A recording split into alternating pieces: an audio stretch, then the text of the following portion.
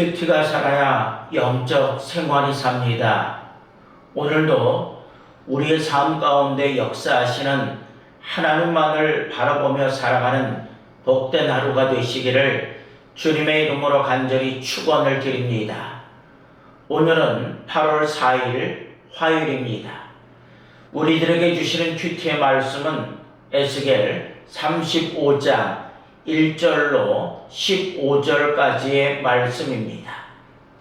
또 여호와의 말씀이 내게 임하여 이르시되 인자야 내 얼굴을 세일산으로 향하고 그에게 예언하여 이르기를 주 여호와께서 이같이 말씀하시되 세일산아 내가 너를 대적하여 내 손을 내 위에 펴서 내가 황무지와 공포의 대상이 되게 할지라.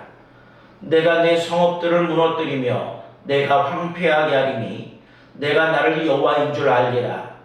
내가 옛날부터 한을 품고 이스라엘 족속의 환난 때 곧 죄악의 마지막 때에 칼의 위력에 그들을 넘겼도다. 그러므로 주 여호와의 말씀이니라.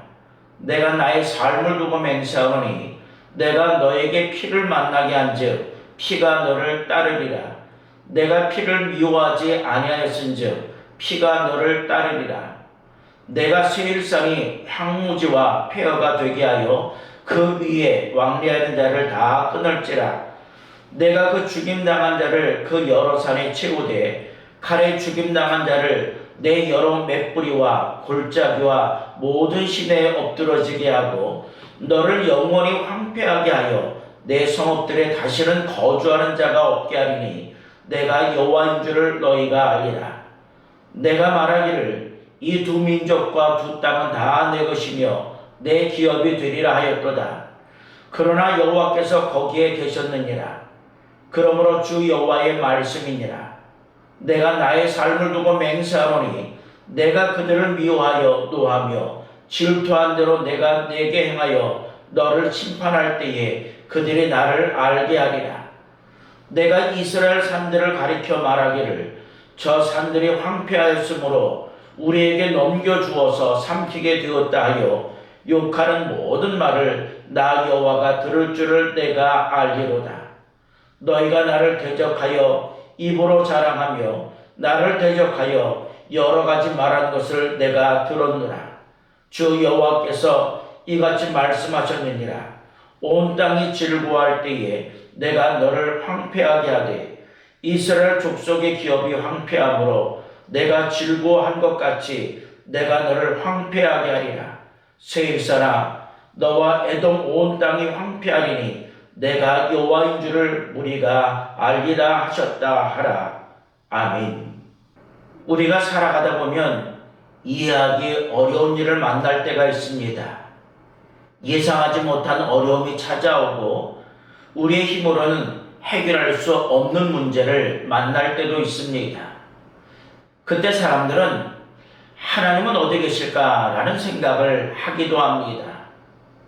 그러나 성경은 하나님께서 어려운 때에도 여전히 일하고 계신다라고 말씀하고 있습니다. 하나님은 침묵하신 것처럼 보여도 결코 우리를 떠나지 아니하시는 하나님이십니다. 하나님의 때에 공의롭게 일하시고 하나님의 백성을 끝까지 붙들어 주십니다. 오늘 본문에서 하나님은 세일산 곧 에돔을 심판하십니다. 에돔은 하나님의 백성이 어려움을 당할 때 함께 아파하지 아니하고 오히려 기뻐하며 그들을 대적했습니다.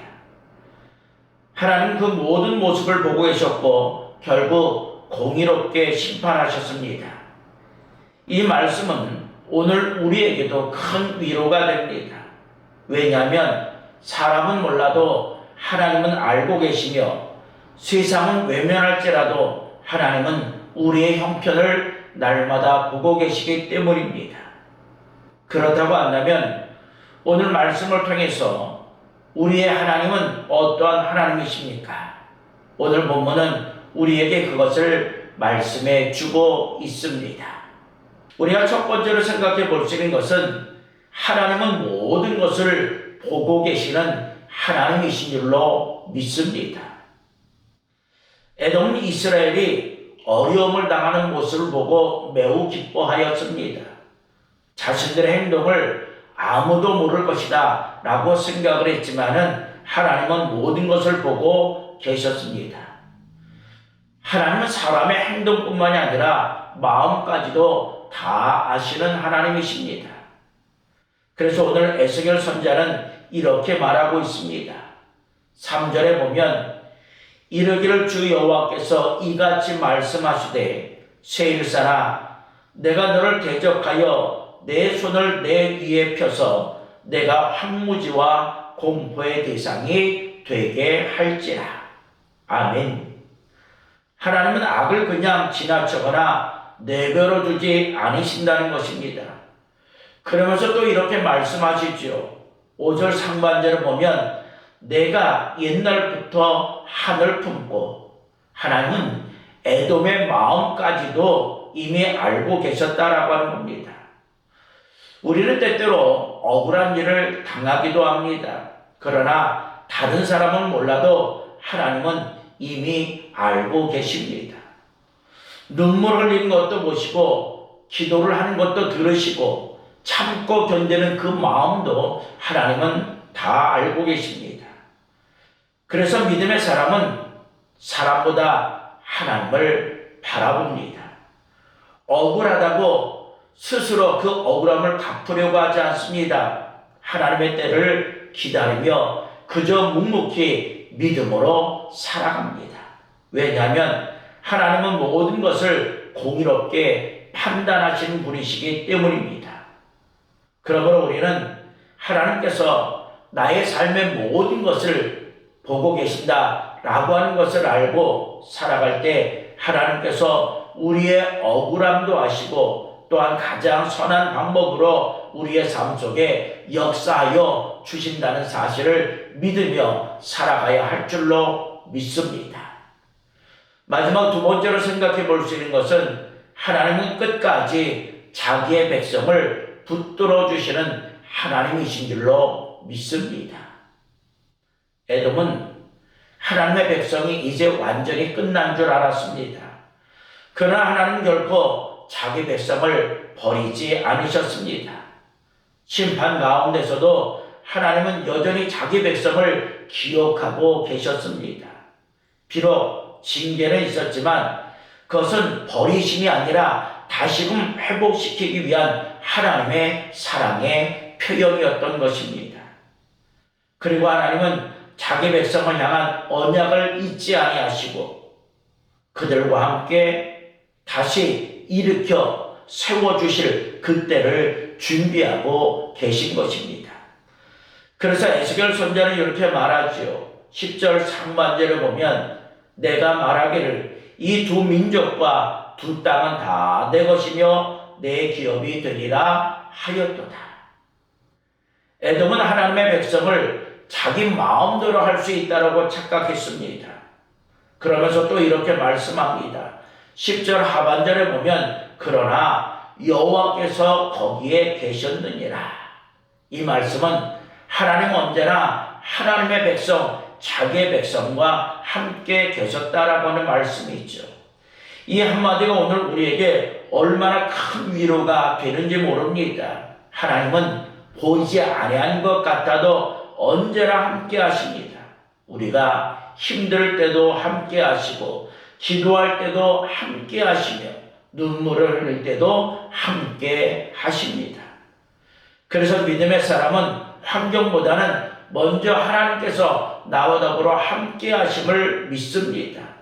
그러하기에 오늘의 어려움이 끝이 아니라고 하는 것을 우리는 분명히 믿습니다. 하나님은 가장 좋은 때에 가장 좋은 방법으로 역사하여 주십니다. 그러면 우리는 항상 하나님께서 나와 함께 하신다라는 사실을 기억하며 어떠한 어려움 속에서도 하나님을 신뢰하고 끝까지 믿음의 길을 걸어갈 때 하나님께서 우리의 삶을 붙들어 주시고 은혜와 평안 가운데로 인도하여 주실 줄로 믿습니다. 사랑하는 성도는 그런데 오늘 우리들의 삶의 모습은 어떠합니까? 늘 하나님만을 바라보며 하나님께서 나의 삶 속에 함께 하심을 믿고 살아가고 있습니까? 하나님은 우리의 모든 것을 보고 계시는 분이시며 자기 백성을 끝까지 붙드시는 하나님이십니다.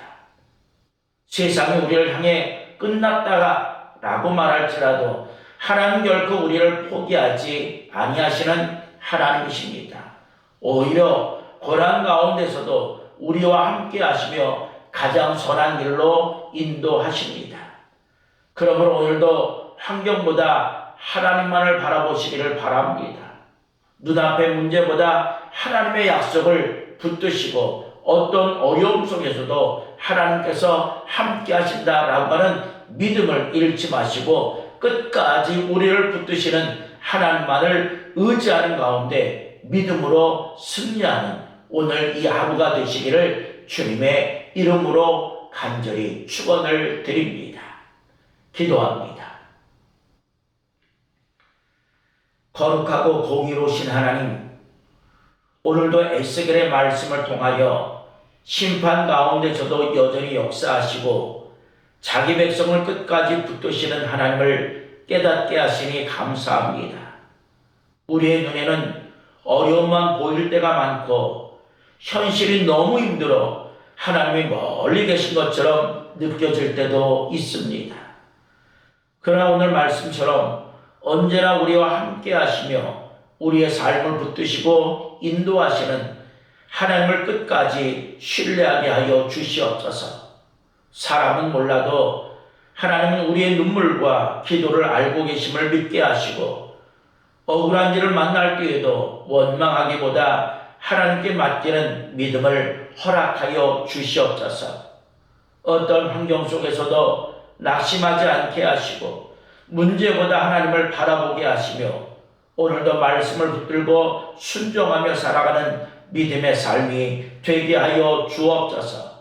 그래서 하나님께서 왜 나를 하나님의 자녀로 사용하시는지, 오늘 왜 필요한 곳에 나를 보내주셨는지 라는 것을 다시 한번 깨닫고 있는 자리 속에서 하나님께 영광을 돌리며 예수 그리스도의 향기를 증거할 수 있는 믿음의 자녀 되게 하여 주시옵소서. 그래서 매일매일의 삶이 하나님의 은혜의 삶이 되게 하시며 또한 우리가 하루의 삶을 마무리할 때도 오직 하나님께 감사할 수 있는 복된 하루가 되게 하여 주시옵소서. 오늘도 우리의 삶을 구름기둥 불기둥으로 이끄시는 하나님이 나의 하나님 되심을 고백할 수 있도록 인도하여 주시고 오늘도 하나님께 기쁨이 되는 복된 하루 되게 하여 주시옵소서. 그리고 하루의 삶을 다 마칠 때 하나님 감사합니다 라는 아름다운 고백이 우리의 삶을 통해서 흘러나게 하여 주시옵소서. 예수님의 이름으로 기도드립니다. 아멘. 이제 말씀과 기도의 제목을 가지고 함께 기도하겠습니다.